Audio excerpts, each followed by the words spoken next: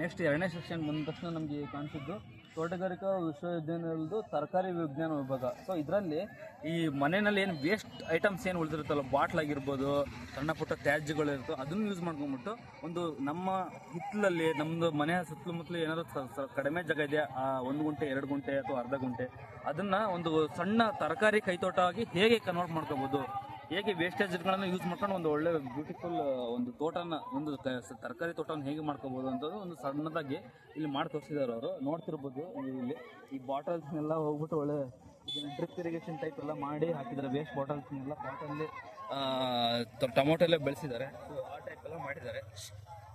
So bottle use ಮಾಡ್ಕೊಂಡು ಹೇಗೆಲ್ಲ irrigation ಮಾಡಿದ್ದಾರೆ ನೋಡ್ಬೋದು.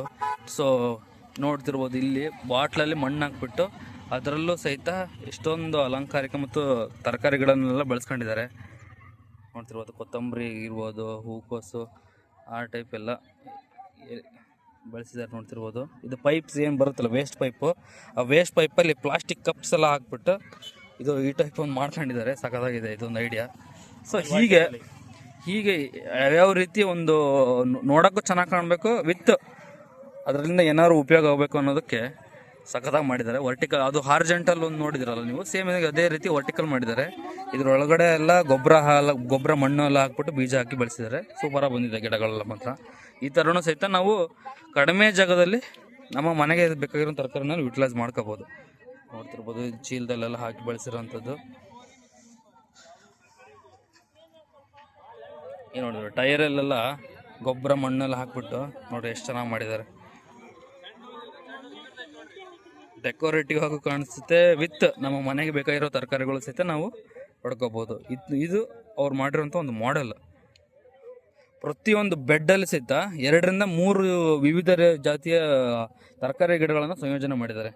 ನೋಡ್ತಿರ್ಬೋದು ಯಾವ ರೀತಿ ಸಂಯೋಜನೆ ಮಾಡಿದ್ದಾರೆ ಅಂತ.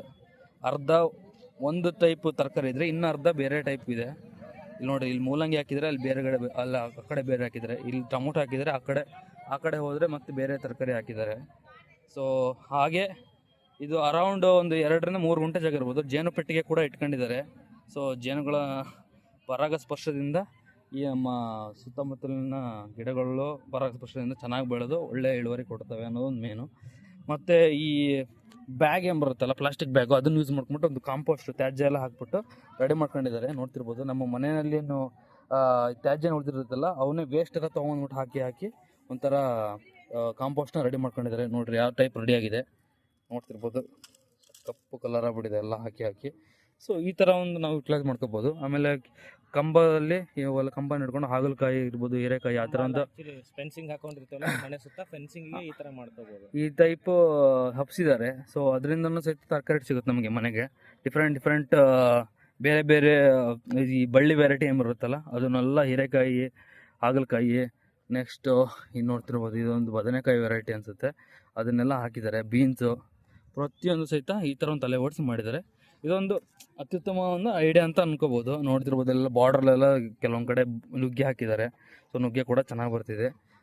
ಸೊ ಇದನ್ನು ಕಡಿಮೆ ಜಾಗದಲ್ಲಿ ನಾವು ಹಿಂಗೆ ಮಾಡ್ಕೊಂಡ್ರೆ ಒಳ್ಳೆ ಬ್ಯೂಟಿಫುಲ್ ಕೈ ತೋಟವನ್ನು ಮಾಡ್ಕೋಬೋದು ಅಂತ ಹೇಳ್ಬಿಟ್ಟು ಈಸಿಯಾಗಿ ಅದಕ್ಕೆ ಬೆಳ್ಕೋಬೋದು. ಈ ಥರ ಒಂದು ಜಾಗನ ಯುಟಿಲೈಸ್ ಮಾಡ್ಕೋಬೋದು ಅನ್ನೋದೊಂದು ಮಾಡೆಲ್ ಮಾಡಿ ತೋರಿಸಿದ್ದಾರೆ. ಚೆನ್ನಾಗಿದೆ ಇದು. ಇದನ್ನು ಸಹಿತ ಯುಟಿಲೈಸ್ ಮಾಡ್ಕೋಬೋದು ನೋಡಿದ್ರೆ.